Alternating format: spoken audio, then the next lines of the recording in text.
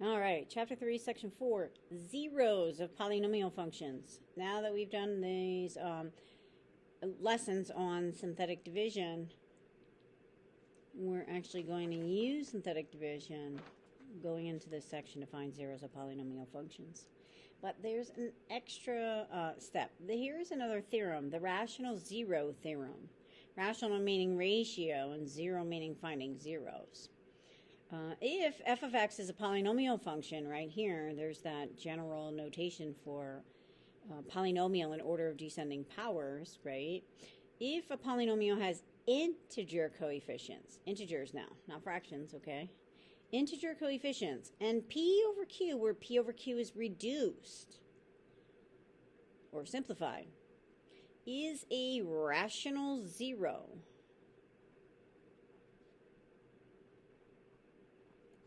Then p, the numerator of that fraction, is a factor of the constant term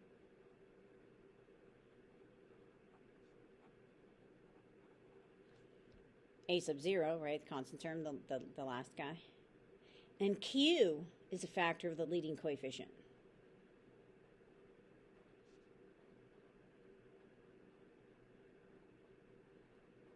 And, of course, the leading coefficient is a sub n, guy in the front. Okay, the why behind this theorem is explored in exercise 66 on page 324. I will not be proving this theorem. The section's long enough.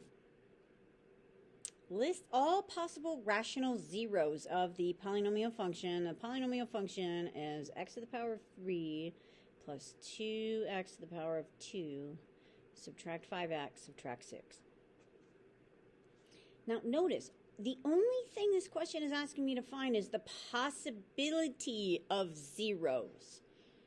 Now, listen, just because a zero is in the list of possible zeros does not mean that it is an actual zero.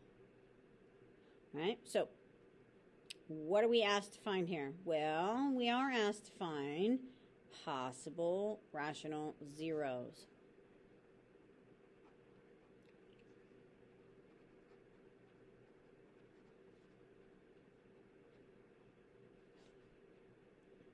And folks, that's given to us by p over q, where p is factors or numbers that divide the constant term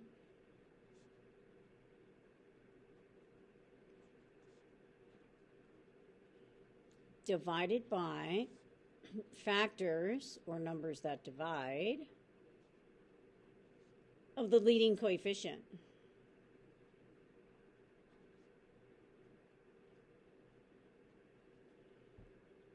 All right, p over q, it's alphabetical. Constant versus leading coefficient, c before l, okay? So if you forget, it's factors of the constant term over factors of the leading coefficient. All right, thus, now let's look at our constant term. In this example, our constant term is -6. In this example, our leading coefficient is +1. Okay, that's for this example. So I need factors of -6. Well, both positive and -1 divide -6. Both positive and -2 divide -6. Both positive and -3 divide -6. And both positive and -6 divide -6. Factors of the leading coefficient, positive and -1, divide +1. Now, I can't leave it like this. What I really have is positive -1 over positive -1, positive -2 over positive -1, positive -3 over positive -1, positive -6 over positive -1. So my possible zeros, this is not always going to be a 1. Keep that in mind. Leading coefficient is not always a 1. So when I'm writing my list of possibilities for zeros, it's 1 over 1 or 1, positive -1, 2 over 1, or positive negative 2, 3 over 1, plus or minus 3, 6 over 1. Now, this does not mean that I have, what, 8 zeros, right? There's 8 possible zeros here.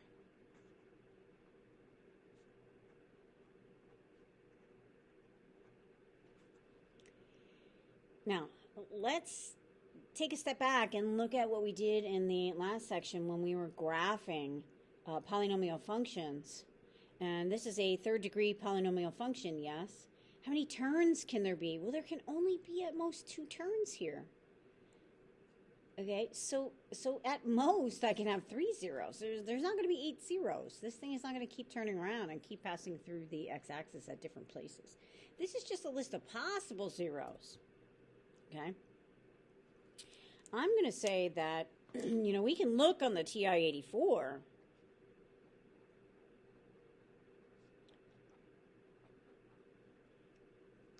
for actual zeros.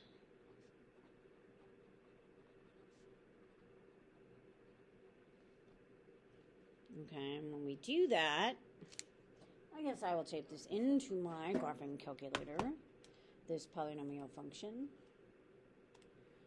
All right, the function is x to the power of 3, add 2x squared, subtract 5x, subtract 6. I'm going to take a look at the graph. Remember, the zeros are the x-intercepts. And it's looking like -3, -1, and +2 are zeros. I could verify that in the table.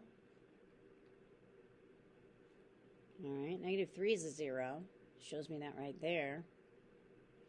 -1 is a 0. Shows me it right there.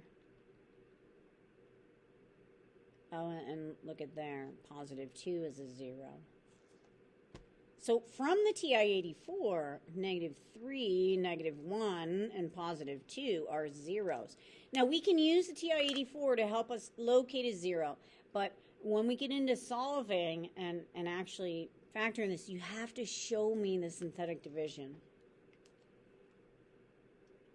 Okay, so it's okay to use a graphing utility to, like, help you out with a starting point. But you can't use it to do your work, is what I'm trying to say. All right, so let's look. -3, -1, +2. Are they in the list of possible zeros? Yes, they are. They are. Okay? And so we said there could be only at most 2 turns, so a total of 3 possible zeros. Sometimes you get imaginary roots with this as well. All right, moving on. Find or list all the possible rational zeros of f of x equals 4x to the power of 5 plus 12x to the power of 4, subtract x, subtract 3. All right, so all we're looking for here is the possible zeros. That's P over Q. P over Q, we're going to list factors of the constant term over factors of the leading coefficient. Factors of the constant term. The constant term is -3. Positive -1 divides -3. Positive -3 divides -3. Factors of the leading coefficient. Positive -1 divides 4. Positive -2 divides 4. Positive -4 divides 4. All right, now I'm going to, from this ratio, I'm going to list my possible zeros.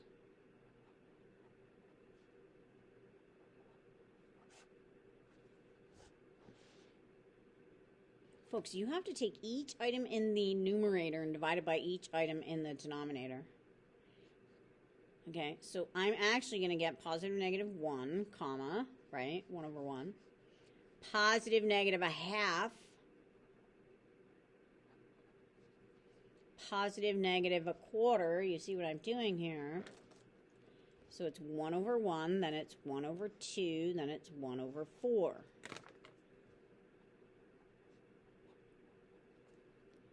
And then it's 3 over 1. 3 over 2, and 3 over 4.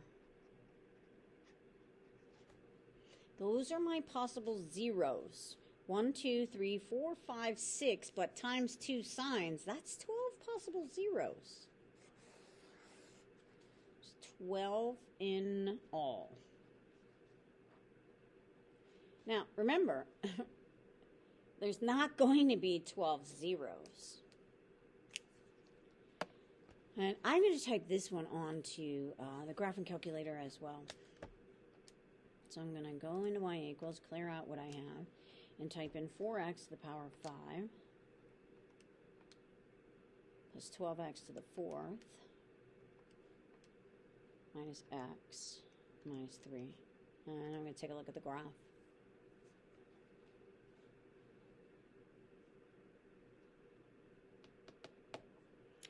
All right. Now, it's looking like, hold this up a little bit closer. It's looking like -3 is a 0. I'm going to look at the table. -3 is a 0. It also appears, I'll go back to the graph and look at the graph. It also appears that maybe 3/4 and -3/4 are zeros. But you can't just eyeball it. We could go second calc 0, and we could type in, if we think an x value of -3/4 is a 0, oh, look at that. It's not a 0. What about +3/4? You know, as long as I am in this second calc mode, I could just type in an x value, 3 divided by 4. What's the y when x is 3/4? It's not 0. Okay, so you need to be cognizant of that. You can't just like estimate and look and say, well, that looks about 3/4 of the way. So I'm going to write here on TI-84, an actual 0 is -3.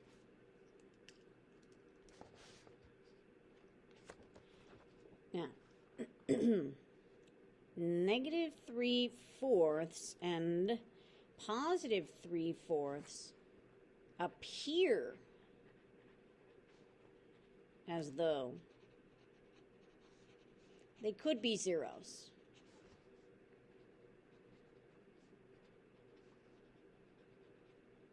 But they're not.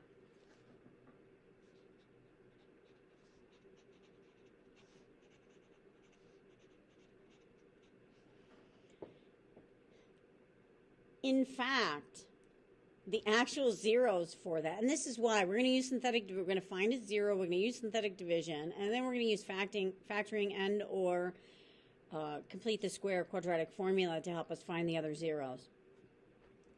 The actual other two zeros are positive and negative √2/2. Okay, but you wouldn't know this unless you used, you found an actual 0, you did your synthetic division, you got the polynomial that you're going to try to factor, and if it doesn't factor, you use complete the square with that. And then through complete the square, you would end up with this positive and negative 2/2. Now, I'm still in this calculate 0 mode. I'm going to actually type in √2 divided by 2. So I'm going to do a parenthesis, second square root of 2, close it, divided by 2, and then close that fraction. There it is. So √2/2 is a 0. Okay, so don't just eyeball it and think, it looks like it. I know it looks like it. 3/4 and -3/4 look like they were zeros, but they weren't. All right, so what is this part of the section telling us? We could use factors of the constant term divided by factors of the leading coefficient to get a list of possible zeros. It does not mean that all of the zeros in the lineup are in fact actual zeros. In fact, we saw with this example, the only actual 0 was -3. Right? We took a look at the graph. Well, we had two other actual zeros, but the root 2 over 2 was not in that list of possible zeros, is what I'm trying to say. Okay, so we want to be able to verify an actual zero. All right, moving on to the next page. It says, how do we determine which, if any, of the possible rational zeros are actual zeros of the polynomial function? Well, to find the first rational zero,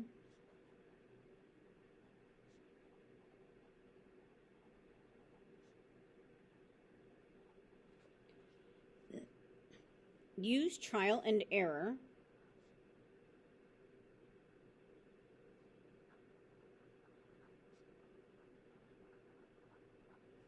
with synthetic division.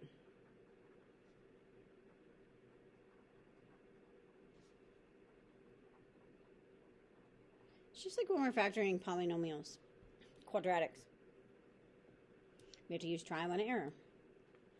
Keep in mind, if f of x is divided by x minus c, and the remainder is 0,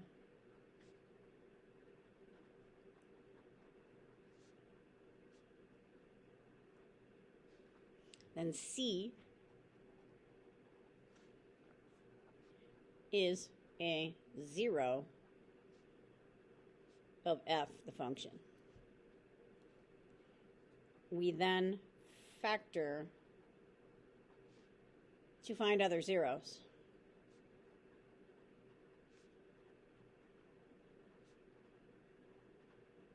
Folks, remember, if it doesn't factor, you can use complete the square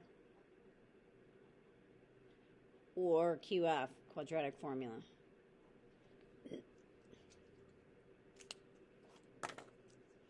All right, find all rational zeros of f of x equals x to the power of 3 plus 8x squared plus 11x minus 20. The very first thing you must do here is make a list of possible zeros. Possible zeros.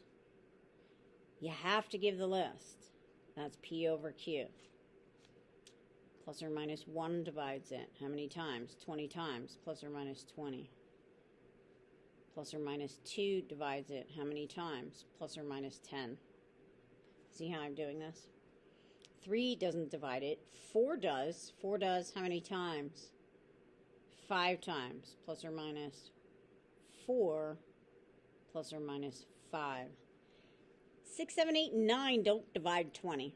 Okay, so I just worked backwards. I did 1 times 20, 2 times 10, 4 times 5, and once I get, there's nothing in between, that's going to divide 20, then I'm done. This is easy. It's plus or minus 1. So my possible zeros are, remember, I have to divide all these by 1 now. So I got my plus or minus 1, 2, 4, 5, 10, and 20. Oops, negative 20.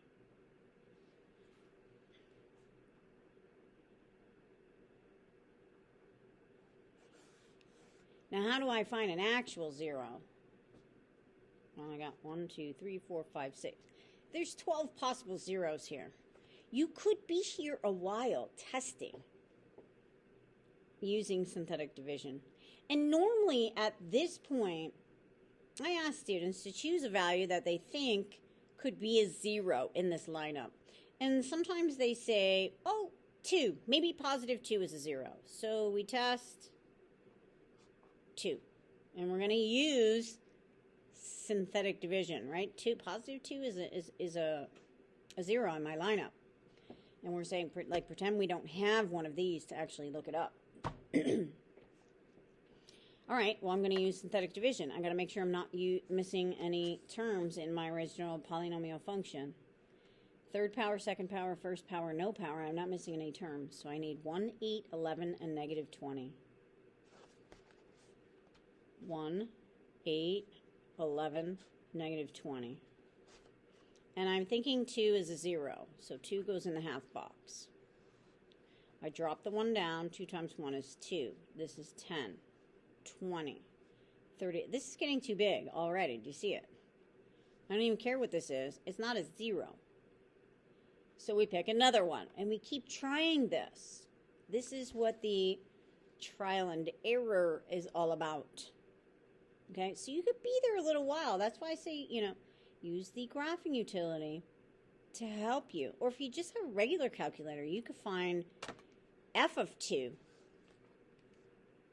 Okay, so f of 2, on my graphing calculator.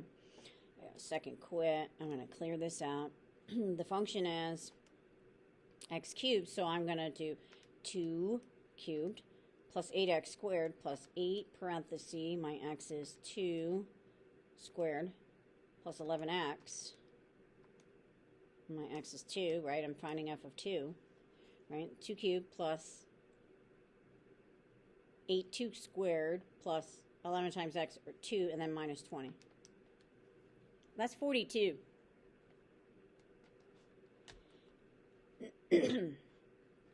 If I would have finished this and multiplied this, 31 times 2 is 62. And then when I add these, I get 42. Do you see what happened there? That 42 is that 42. Okay, this is not a 0. Not a 0. It's telling me it's not a 0. So if you don't have a graphing calculator to type it in and do that second calculate the 0 and look at the table, you could find f of this to see if it's a 0. All right, now that I did do that, I'm going to do a second entry on this calculator, and everywhere I have a 2, I'm going to change it to something else. I'm going to say, well, maybe 1 is a 0, so I'm going to change the 2 to be a 1. I'm just going to type over this. And like, oh, bam, 1 is a 0. And it's okay to find a 0 this way, but you have to show me the synthetic division. 1, 8, 11, negative 20. It has to be verified with synthetic division.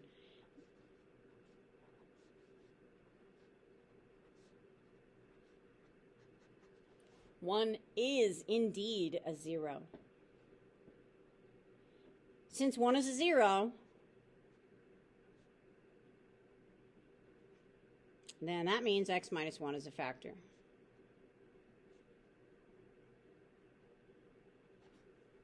Okay, 1 is a 0 and x minus 1 is a factor. So I'm going to write it out. X minus 1 is a factor. And the other factor, and this is why you need to show the synthetic division, because you need those other coefficients and the constant for the polynomial that remains after you factor out the x minus 1.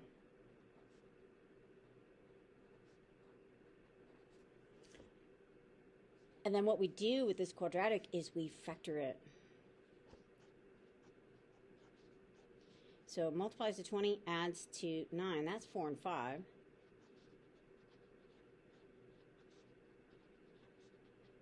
Signs are the same, they're both plus.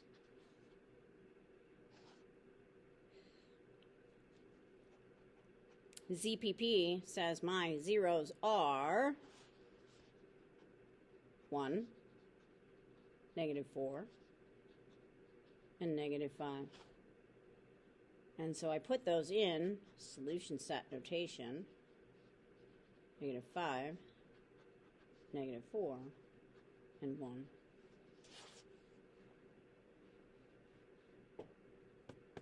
Notice negative 5, negative 4, and positive 1 are in the list of possible zeros. I mean, they don't have to be. We saw in that last example that I showed you, it was root 2 over 2. But when you, to try to find a 0, I recommend, if you don't have a graphic calculator, do this f of. Choose one of the items in a, because we want a rational 0, all right? Now, root 2 over 2, that's an irrational number. That's not a rational 0. And keep in mind that we are finding possible rational zeros here. This is a list of rational zeros, not the irrational ones. Okay, and that's why root 2 over 2 is not in this list, because that's an irrational number. Okay, so we have to understand the vocabulary and know what we're looking for. All right. The last page of the notes for this part of the section. If the polynomial function is of degree 4 or more, it's often necessary to find more than one factor using synthetic division.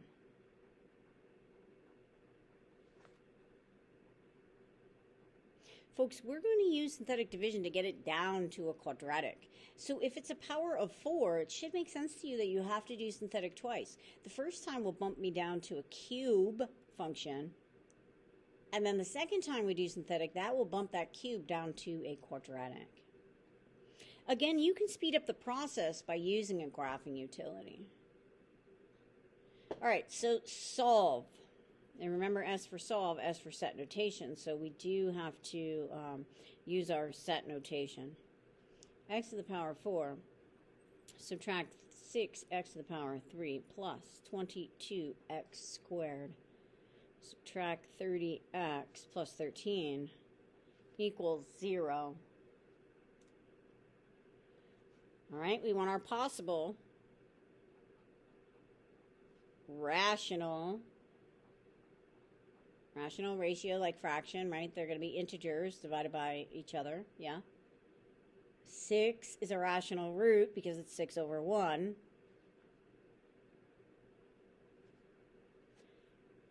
All right, so we got factors of, that's p over q, and p is factors of the constant term, plus or minus 1, plus or minus 13. And this was nice because 13 is prime. And then, oh, look at that. It's over plus or minus 1. So actually, my possible zeros are positive, negative 1, positive, negative 13. That's my list of possibilities for rational roots. All right. We could find, maybe you think 1's a 0. So I'll show you how to do this again on the calculator. I'm going to clear that out. X to the power of 4. So I'm going to do parenthesis, and I'm thinking maybe 1 is a 0. So I'm going to do 1 and raise it to the power 4. Right, that's x to the power 4. Subtract 6, parenthesis for x, I'm testing a 1, and then I have to cube that. Plus 22, x to the power 2, or 1 squared, right? Subtract 30, x to the power 1, or 1 in there, the parentheses. And I hit equals, and I'm like, yay me! 1 is a 0. Okay, awesome. So I'm going to show with my synthetic division that 1 is a 0. 4, 3, 2, 1, none. I'm not missing any terms. 1, negative 6, 22, negative 30, positive 13. Now, if I verified and found f of 1 to be 0, and I don't get a 0 here, then it could be I did something wrong here. Drop the 1, multiply, add, multiply, add, multiply, add, multiply, 0. Nice. This means 1 is a 0, and x minus 1 is a factor. So x minus 1 is a factor. This is x to the power of, it's got to be 3 because we started out with 4. Minus 5x to the power of 2 plus 17x minus 13 equals 0. Folks, this is not quadratic. I have to find, again, another list of possible rational roots for this part right here.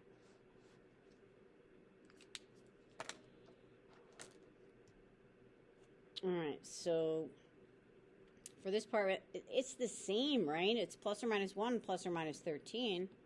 Sorry, I'm not sure if the video darks out. The lights go off in the classroom when no one's walking around.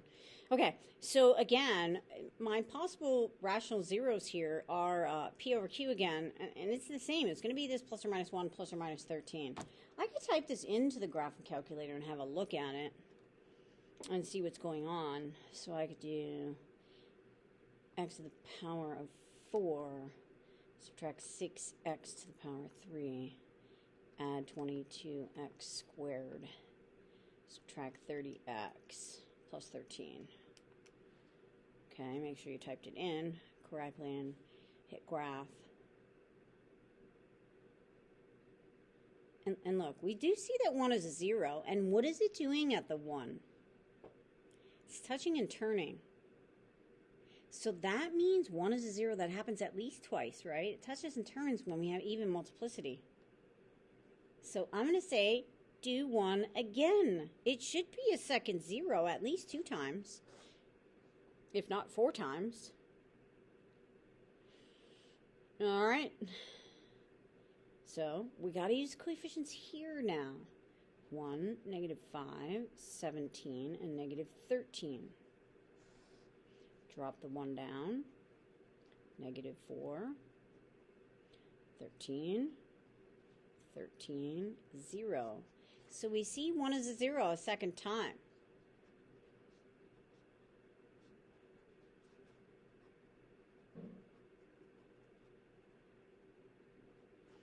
And so x minus 1 is a repeated factor.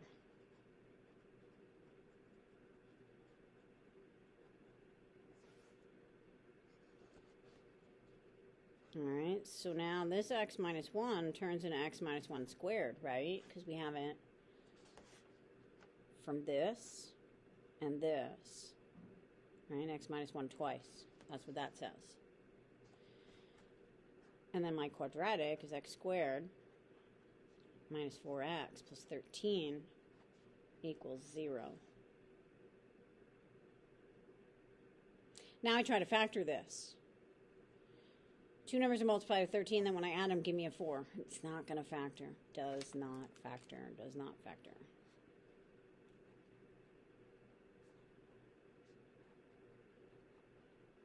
This doesn't mean you're done with a problem. Complete the square. Okay, so for this part, I'm going to complete the square because, first of all, that's a 1, and that's even. So complete the square is pretty easy here.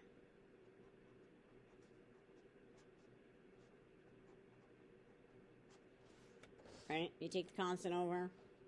You set up to add something to both sides. Half of negative 4 is negative 2. Negative 2 squared is 4. Left side is always a perfect squared trinomial. Factors as x minus 2 quantity squared. Negative 13 plus 4 is negative 9. Take the square root, x subtract 2 equals plus or minus. Look, root negative 9 is not real, imaginary, and root 9 is 3. So this is 3i. Take the 2 over, you get x equals 2 plus or minus 3i. And so, in fact, this problem has one real solution, which happens to be a repeated 0 of positive 1, and then 2 minus 3i and 2 plus 3i. So 1 real root and 2 non-real roots. Okay, so if you have any questions on this, post it in the discussion or, pop into a Google Meet or ask in class. Again, the be-all, end-all here was, what did we take a look at? Well, we took a look at the rational zero theorem that says the possible rational zeros, remember rational like ratio, like integers, okay, were factors of the constant term over factors of the leading coefficient. And then we built that so that we could actually know. Otherwise, we'd be picking out of the sky. Is 10 a 0? Is my favorite number 44 a 0? We don't want to do that. So we narrow it down by saying, hey, this is the list of possible rational whole number numerator, denominator, right? Because it's not just whole numbers. Look here, we had 3 halves. That was a fraction, but 3 and 2 are both integers, okay? So what are our possible rational zeros? That we get by P over Q. Then we moved into saying, well, all right, now out of this list of possible rationals, it certainly narrows down the infinite amount of numbers that there are into these 12 possible zeros. So you choose one and you do synthetic division. And I said you could use a graphing calculator to help you find a zero, but then you have to verify the zero. And you need to verify it because you need this to put into your trinomial so that you can factor it to get the other zeros. And you put your zeros in set notation. Again, when one of these does not factor, then you have to use complete the square, which is recommended, or you can use quadratic formula. All right, hopefully you found this lesson insightful. And again, if you have any questions, please reach out. Have a great day.